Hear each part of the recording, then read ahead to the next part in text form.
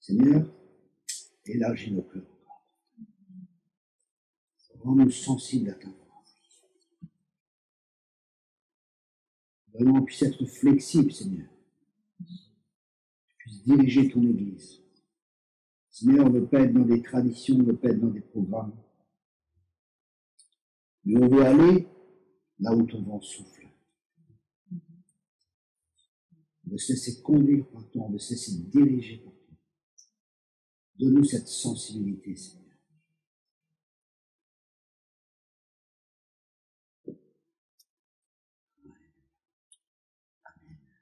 Amen.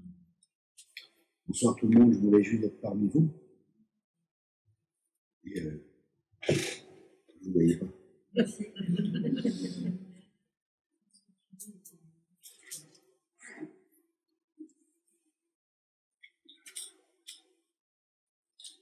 Je sens qu'il y a quelque chose sur le cœur de Dieu, mais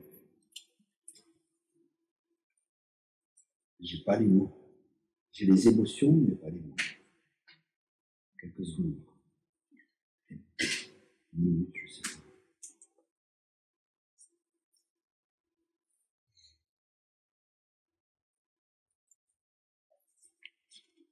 Ce que je ressens, c'est que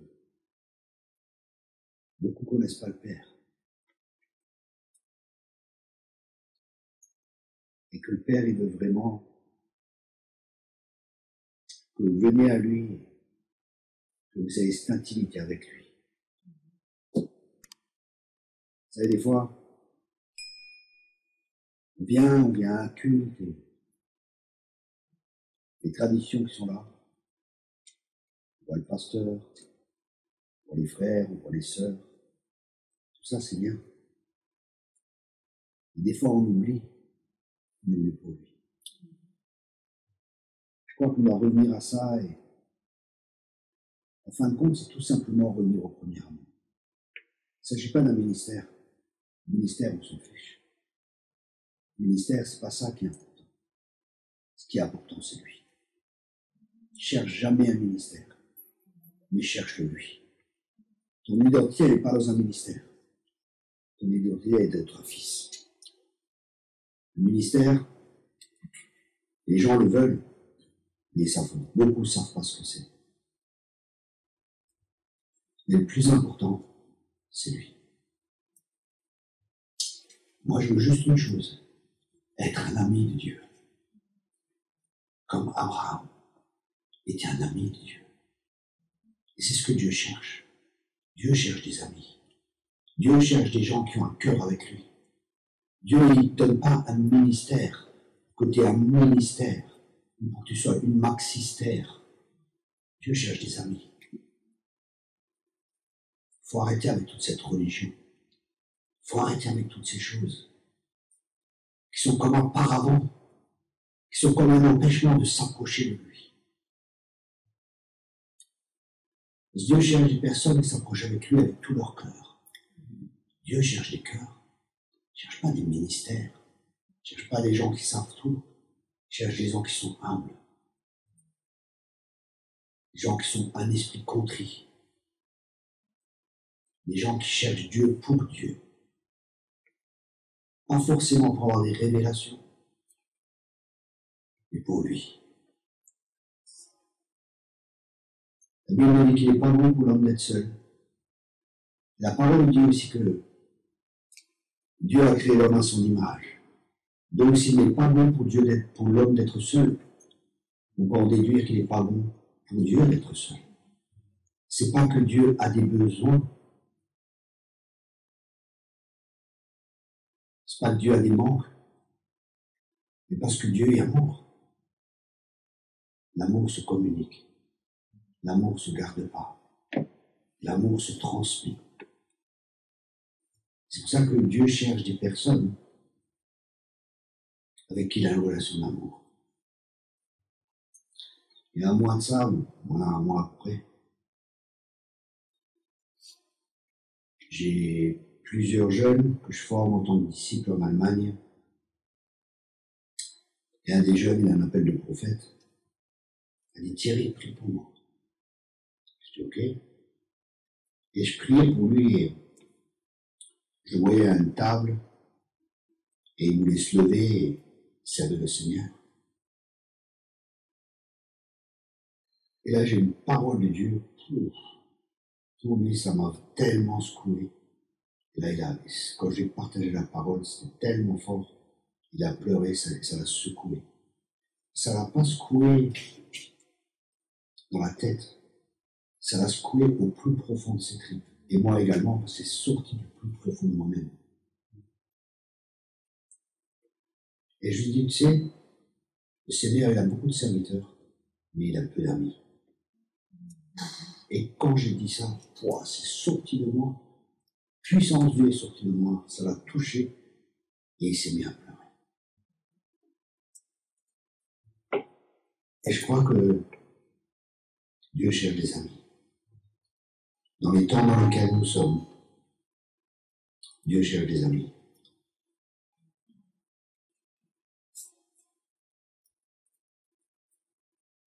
Être un ami de Dieu, c'est quelqu'un qui est proche de Dieu. Et c'est quelqu'un avec qui Dieu partage ses secrets. On partage des choses avec certaines personnes, mais il y a des choses qu'on partage qu'avec ses amis.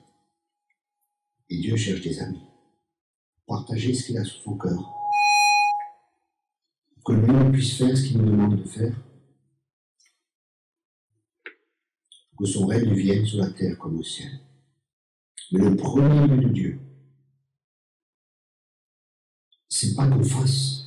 Le premier but de Dieu, c'est qu'on soit avec lui.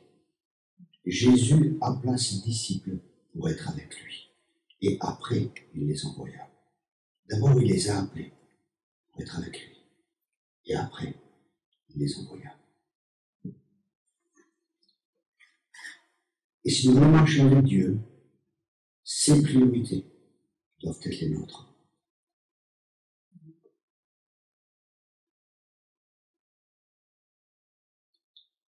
Et sa priorité, c'est d'être avec lui.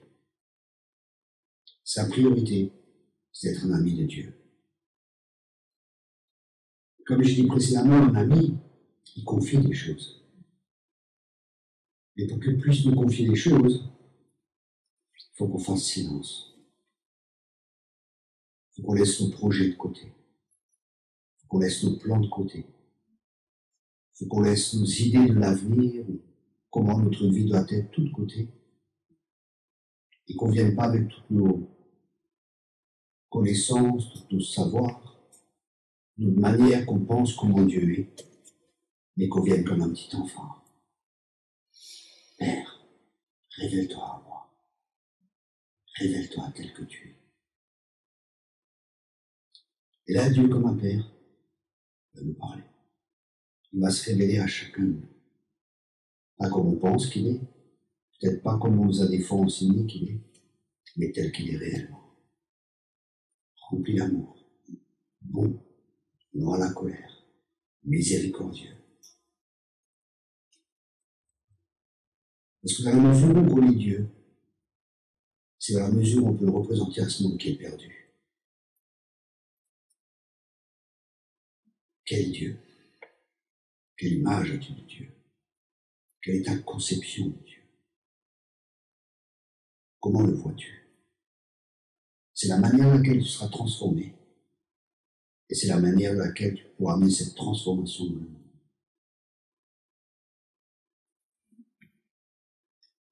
C'est pour ça que ton intimité, c'est tellement important. L'apôtre Paul, c'était un homme qui avait vécu beaucoup de choses avec Dieu. Il avait beaucoup d'expériences avec Dieu, beaucoup de miracles. Et aujourd'hui, les gens, on voit, ils courent après les miracles, ils courent après toutes ces choses. Je ne suis pas contre, hein. Je suis pour les miracles. Mais mon but, disait l'apôtre Paul, c'est de connaître lui. Et quand il a dit ça, c'était à la fin de sa vie. Mon but, c'est de connaître lui. Et ça va être le but de notre cœur, de le connaître lui. Parce que c'est le but de son cœur. Et il veut qu'on le connaisse. Dieu est un Dieu qui se révèle. Et il veut se révéler à chacun. Dieu est un Dieu qui se révèle. Dieu veut te parler. Dieu veut te confier des choses. Dieu veut t'emmener plus loin. Dieu veut que tu le connaisses de plus en plus.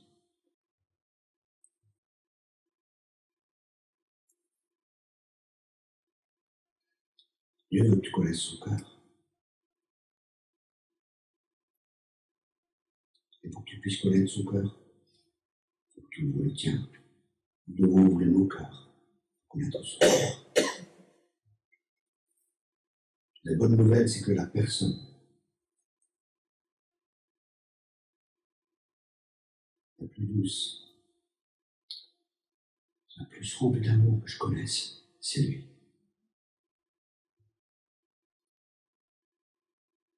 Quand tu connais Dieu, tu peux ouvrir ton cœur. Parce que tu sais qu'il ne te blessera pas. Tu sais qu'il ne te trahira pas. Tu sais que même s'il te reprend, même s'il te corrige, c'est toujours par amour. Parce que Dieu est amour. Beaucoup veulent être des prophètes, ou se disent prophètes. Mais un prophète, c'est un ami de Dieu. Un prophète, c'est quelqu'un qui connaît le cœur du Père. Est-ce que tu connais son cœur?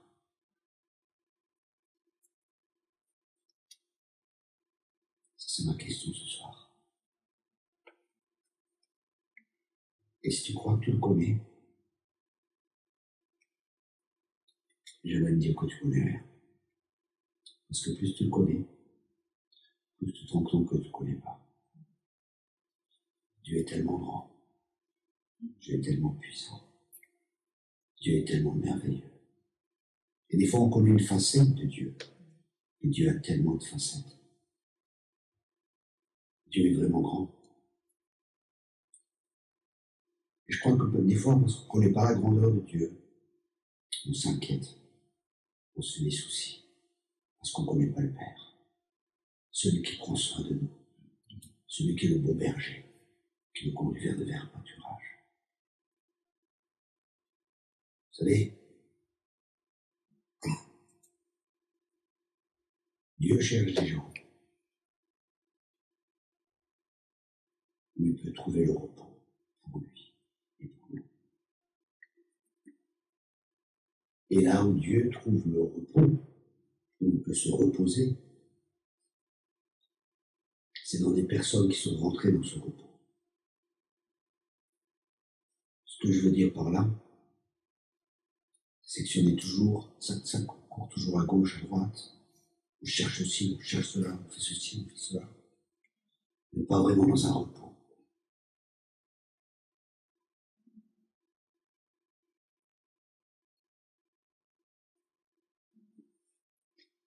Je crois que dans l'église que Dieu est en train de préparer, c'est bien ce que je vous dis. Il y aura moins de l'homme et plus de Dieu. Il y aura moins de l'homme et plus de Dieu.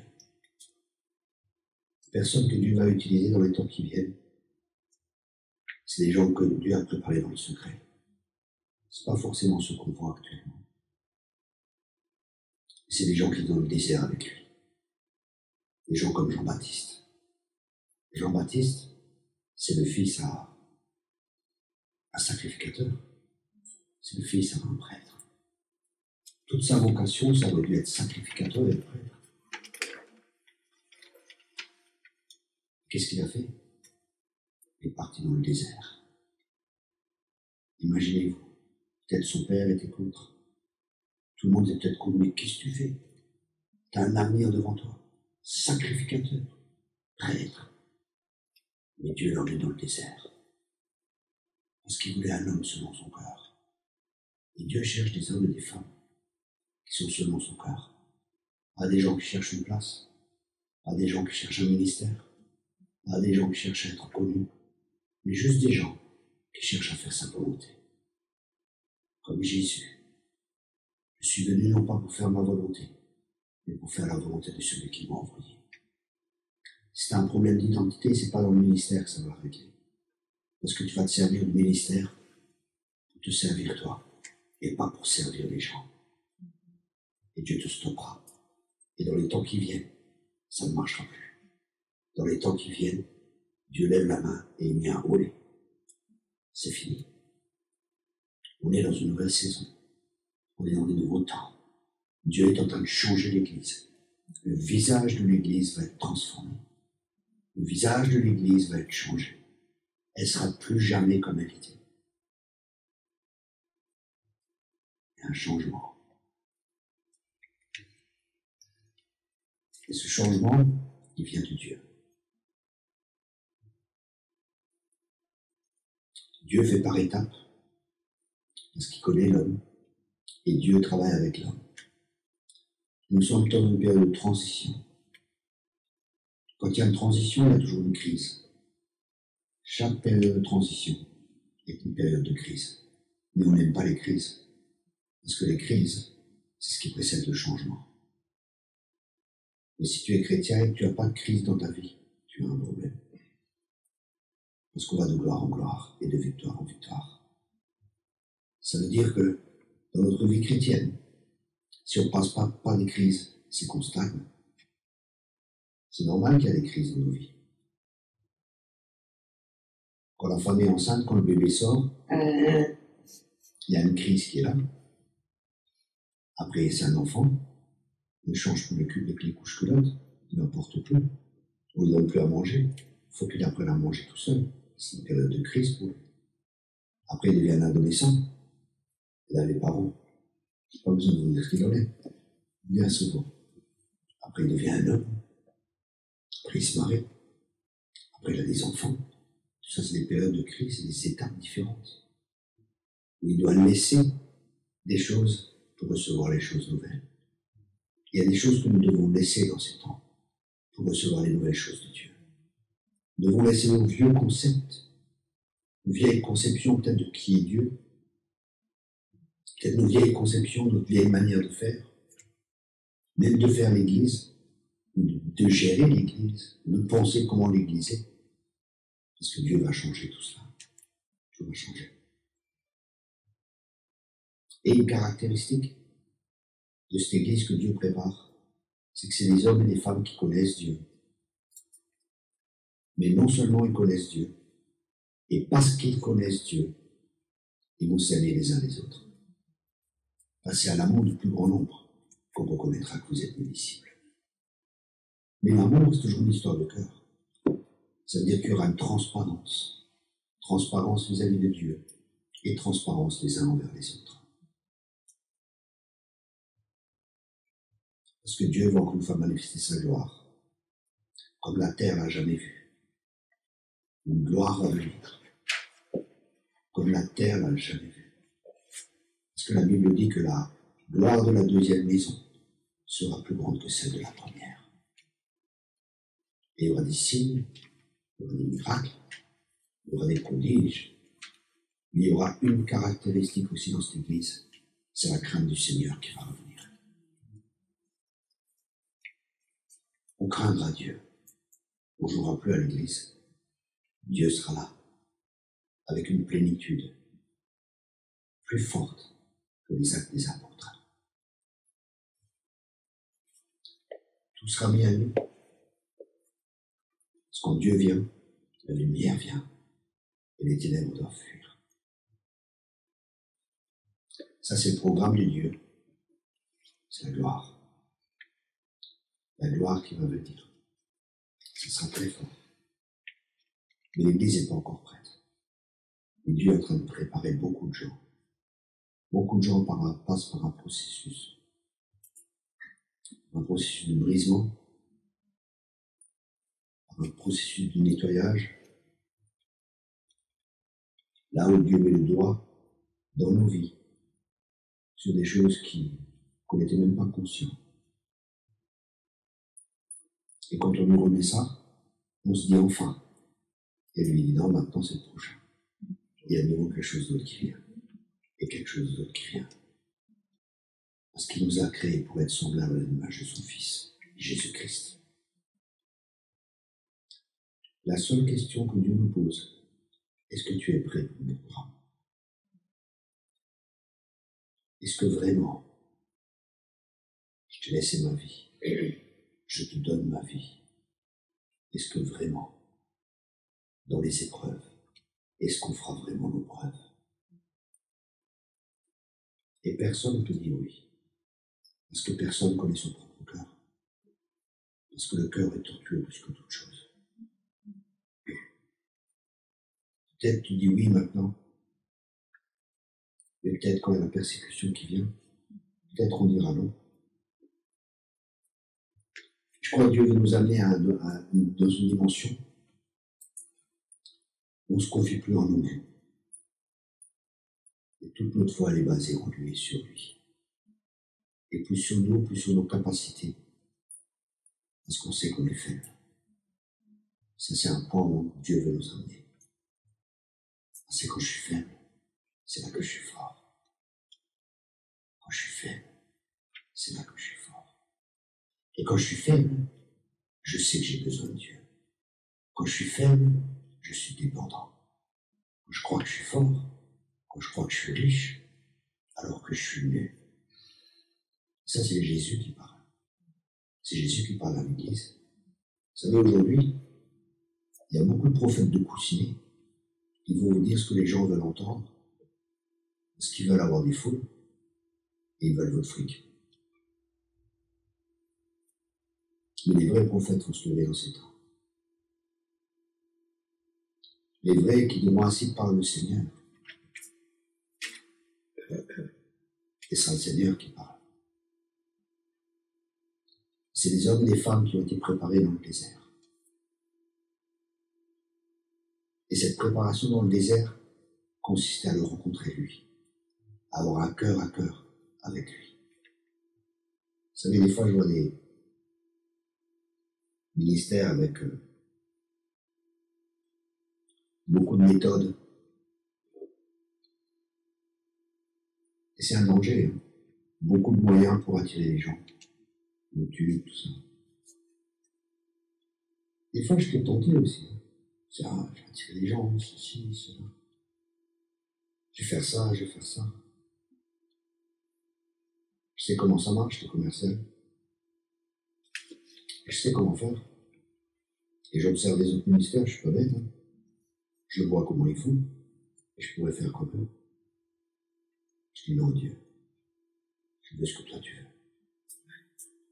Et c'est pas une manière humaine. Vous savez, humainement, on peut pas attirer beaucoup de gens. Je vois des gens qui ont des milliers de gens qui les suivent sur Internet. Et je dis pas ça pour critiquer. Mais je vois dans la vie de ces gens. Et je me dis non. Ces ministères, ils ont plein de problèmes d'identité. Mais parce qu'ils disent ceci ou cela, les gens les suivent. Je me dis, mais où est le discernement? Et je dis pas ça pour critiquer. Parce que c'est bien de découvrir le problème, mais c'est mieux d'avoir la solution. Pour l'instant, j'ai exposé le problème, et la solution est toujours la même. Si tu as une intimité avec Dieu, tu vois. Si tu as une intimité avec Dieu, tu sais. Si tu as une intimité avec Dieu, Dieu va te montrer les choses. J'étais un jour invité dans une église, il y avait 200 personnes, 250. Le ministère qui m'a invité m'a dit, viens Thierry, il y a un super prophète qui est là, magnifique et tout. Et j'étais juste dans la région, j'étais avec le couple pastoral. Le soir, on avait dit, on allait dans l'église. On était assis tout au fond. Et le prophète devant commençait à prêcher, tout ça. Au bout de 2 minutes, je dis à ma femme, viens, on se casse.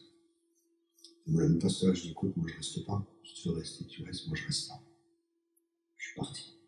Ma femme et le couple pastoral, on est parti. Et on est passé. Il fallait traverser la salle et on passe devant le ministère. Pour voir que Dieu nous bénisse, il me dit. Je regardais comme ça. Et je suis parti. Mon ami m'appelle, il me dit, Thierry, pourquoi t'es parti? Je dis, parce que le gars est tordu. Il dit, comment ça? Comment tu peux dire ça? Je dis, je sais qu'il est tordu. Mais quoi? Qu'est-ce qu'il y a? Montre-moi. Je dis, je sais pas. Mais je sais que je sais. Mais je sais pas. Qu'est-ce que c'est que ça? C'est quand tu marches par l'esprit. Dans ton esprit, tu sais que tu sais. Dans ton esprit. Mais tu comprends pas forcément ton intelligence. Mais dans ton esprit, au plus profond de toi, il y a une soledad qui s'appelle l'intuition. Et Dieu te parle à travers cela. Développe cette intimité avec le Saint-Esprit. Développe-la. Et cette intimité, elle ne se développe pas en venant une fois au culte le dimanche, ou à la réunion de prière le mardi soir. Tout ça, c'est bien et c'est nécessaire. Mais ce n'est pas la vie chrétienne. Je parle du discipulat. Dieu m'a dit clairement, écoutez bien. Je dis, Seigneur, enseigne-moi toi ce qu'est un disciple. Parce qu'on entend beaucoup de choses. Je dis, toi, pour toi, c'est quoi un disciple? Et Dieu m'a dit, un disciple, c'est quelqu'un qui marche avec moi comme Enoch a marché avec moi. C'est quelqu'un qui marche avec Dieu. Ça, c'est un disciple. Parce qu'on peut avoir plein de méthodes, et on voit plein de méthodes pour faire des disciples. On voit plein de principes, on voit plein de choses, mais on oublie l'essentiel. On oublie Dieu. On oublie lui. Et c'est vraiment un danger. Surtout dans le ministère. Parce qu'il y a tellement de sollicitations, il y a tellement de problèmes, il y a tellement de choses qui sont là.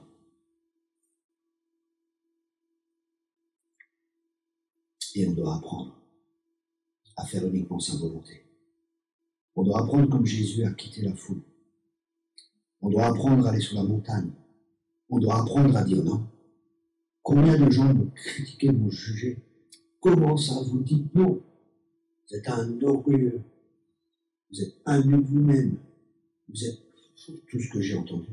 Vous êtes un... Et les gens qui essaient de vous manipuler. Mais vous êtes pasteur, vous êtes obligé de m'aider. Et ceci et cela, contrôle, manipulation, toutes ces choses viennent. Mais Jésus se retirait pour être avec son Père. Et ça, c'est quand on comprend que sans lui, on ne peut rien faire. Jean-Baptiste est dans le désert. Il avait un costume 3 pièces à $2000. Il avait une montre à 20 000. Il avait sa Rolls-Royce à côté. Il faisait plein de publicités. Qu'est-ce que la Bible dit? La Bible dit que les gens venaient de loin, des contrées. Venaient pour voir quoi?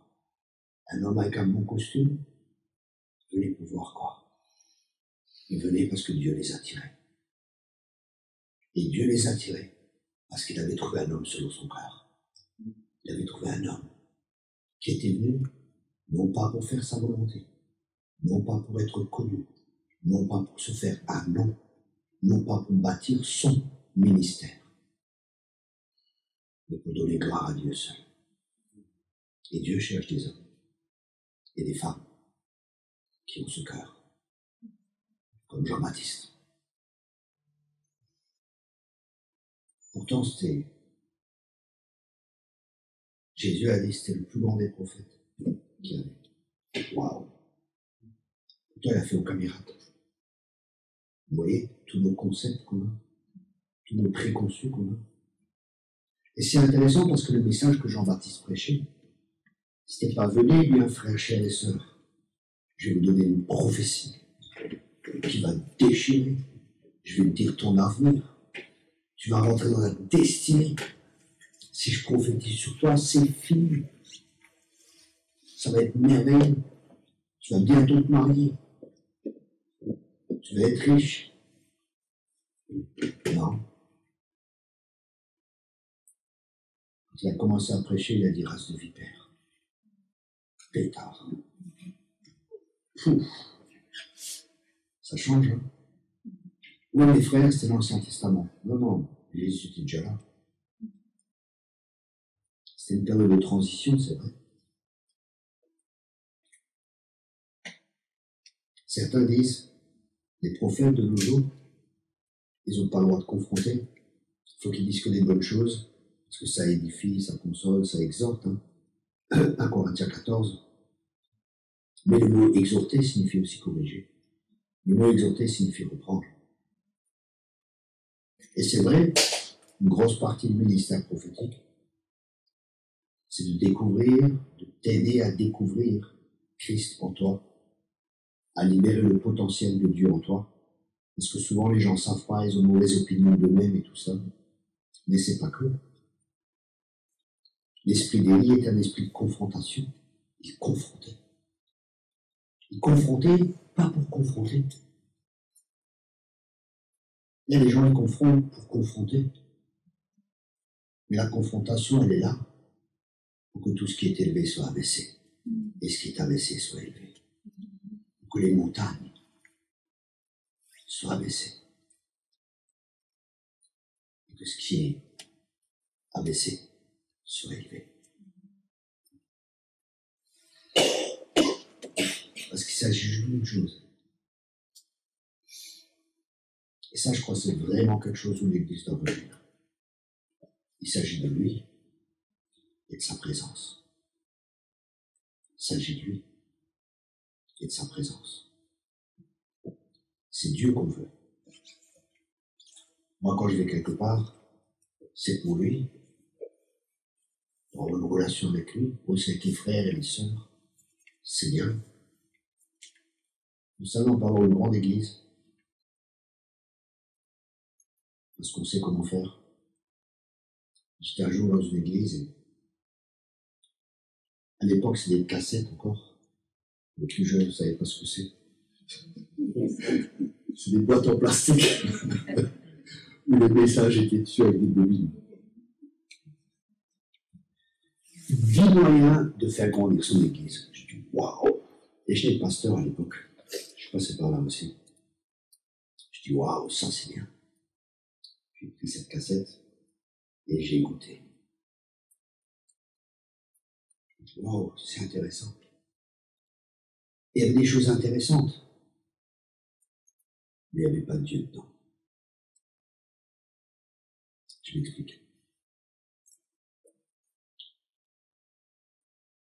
Et c'est pas forcément mauvais. C'est pas forcément mauvais. Mais ils ont oublié le principal. Ils ont oublié Dieu. Je m'explique. Pour avoir une grande église, il faut que quand t'es parent, il faut avoir un bon truc pour les enfants. On s'occupe bien des enfants parce que les parents sont contents quand on s'occupe bien des enfants. Et ça, c'est important pour les parents. Donc ça, c'est un point qu'il faut avoir. Après, il faut qu'il y ait des gens dehors pour s'occuper quand les gens arrivent avec les voitures, tout ça. S'occuper. Il faut qu'il y ait des gens qui soient là. Deuxième principe. Troisième principe, il faut qu'il y ait des gens à la porte qui saluent les gens, qui soient remplis du Saint-Esprit, qui sourient. Enfin, non, pas remplis du Saint-Esprit, ça c'est moi qui le dis. Il ne disait pas ça, mais c'est des gens qui sourient, des gens qui sont aimables et qui savent recevoir les gens et ci et ça et ça. Il faut que ce soit bien chauffé, pas trop de musique, il ne faut pas trop ceci, il faut que ce soit fini à l'heure, et ainsi de suite, et ainsi de suite. Et quelque part, il y a des choses qui ne sont pas mauvaises. Mais est-ce que Dieu voit son Église comme ça? Je vous laisse répondre vous. Est-ce que Dieu voit son Église comme ça? Je crois que ça devient presque un business, quoi. Ça devient une entreprise chrétienne. Mais ce n'est pas l'Église de Jésus-Christ. L'Église de Jésus-Christ, c'est des gens qui le veulent, lui. Qui l'écoutent, lui. Qui font ce que lui veut. Oui, je vais dans... Ça fait plus de 20 ans maintenant que je tourne dans les églises. J'en ai vu dans différentes nations. J'ai vu différentes églises. J'ai vu différentes dénominations. Mais il y a des églises où j'aime aller. Parce qu'il est vraiment là. Il y a vraiment sa présence. Et peut-être vous me dites, et Dieu est partout. C'est vrai, il est partout. Mais je vais vous donner un exemple. Un jour, je suis dans une église, une belle église, des belles chaises, une église de 400 personnes. avec deux beaux écrans, des grands écrans comme ça. Des grands écrans. Belle chaise, tout était super, magnifique l'église, très belle église. Il faisait chaud, c'était le bon été. La porte au fond était ouverte. Et je regarde un moment, la porte ouverte. Et devant la porte, je vois une tornade. Je regarde comme ça. Je dis, c'est quoi, Seigneur? Et il me dit, ils ne veulent pas de moi ici. Ils ne veulent pas de moi ici. 400 personnes. Tout est magnifique. Tous les chrétiens qui verraient ça dans la ville, quelle belle église. Beaucoup. Belle église. Tout est magnifique. Mais Dieu n'y est pas. Vous vous rendez compte? Ils ne veulent pas de moi ici. Tout était structuré. Tout était organisé. Beau chant de louange. On peut faire des beaux chants de louange. On peut adorer. Mais est-ce que c'est avec le cœur? Parce qu'il y a des fois, on peut adorer l'adoration pour l'adoration et pas adorer Dieu.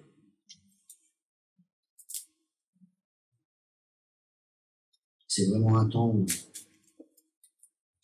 on va prendre du temps avec Dieu pour que Dieu travaille nos cœurs. Parce que tout est une histoire de cœur. Permettons à Dieu de travailler nos cœurs. Laissons-le nous transformer à son image. Laissons-le nous amener de gloire en gloire. Et pour qu'il puisse travailler notre cœur, c'est dans le cœur à cœur avec lui.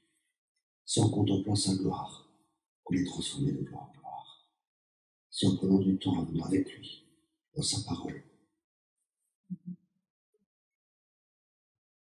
Et ne pensez pas avec cette mentalité religieuse, ah, je ne prie pas assez.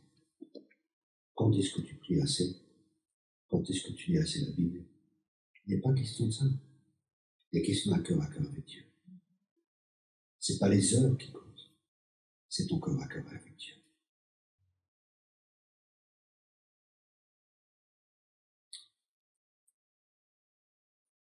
Je crois que c'est ce qu'il y a sur le cœur de Dieu ce soir pour vous et pour moi. Pour nous.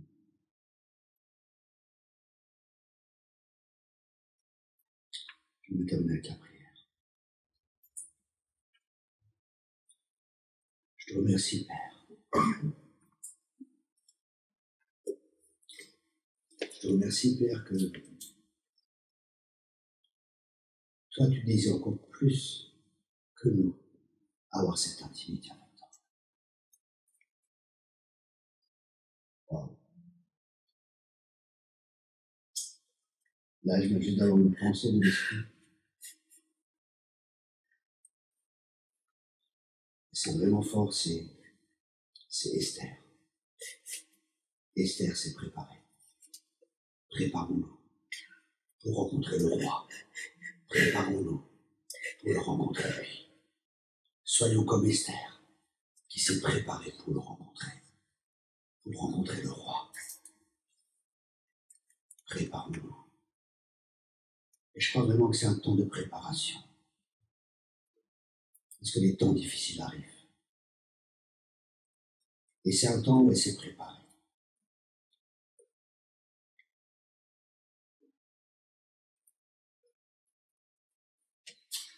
Et je crois que c'est l'image de l'Église pour aujourd'hui.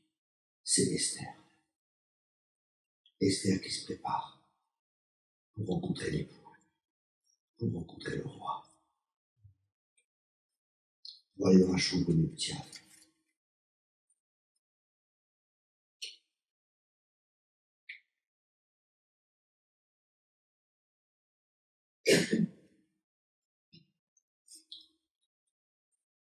Et aussi, je crois que ce sera aussi pour décréter les choses. Parce que des temps difficiles arrivent. Et dans toutes ces choses, ceux qui sont préparés, ils vont voir la gloire. Ils vont voir la gloire de Dieu. Ceux qui sont préparés comme Esther s'est préparée. ceux que Dieu appellera dans son intimité. Et ça sera l'Église de la fin des temps. C'est l'Église qui sera tellement intime avec le Seigneur que comme Enoch a été enlevé, Dieu l'enlèvera. Parce que Enoch marcha avec Dieu. Cette Église de la fin des temps marchera avec Dieu. Et Dieu l'enlèvera.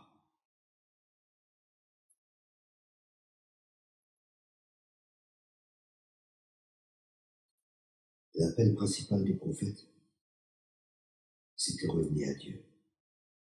Revenez à Dieu de tout votre cœur. Déchirons nos cœurs et non nos vêtements. Et je crois que c'est l'appel de Dieu pour l'Église. Nous déchirons nos cœurs et non nos vêtements. Chacun de nous, chacun pour soi, dans l'intimité avec le Seigneur. Je te remercie, Père. Je te remercie, Père, pour ton esprit qui nous parle. Je te remercie, Seigneur, de nous préparer pour que nous puissions nous positionner, pour que nous puissions nous aligner avec toi. Et nous voulons être comme Esther, qui était belle. Nous voulons, en tant qu'Église, être une belle Église, sans ride, sans tache, pour un roi glorieux. Nous voulons l'Église glorieuse. Et je te remercie, Seigneur, tous les bien-aimés qui sont là, et pour tous les bien-aimés qui écoutent.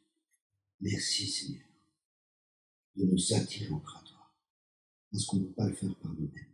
C'est toi qui crées le vouloir et le faire. Et merci de créer ce vouloir et ce faire dans le cœur de chacun. Merci, Père. C'est toi que nous désirons. C'est toi que nous voulons connaître, tel que tu es. Merci, Père.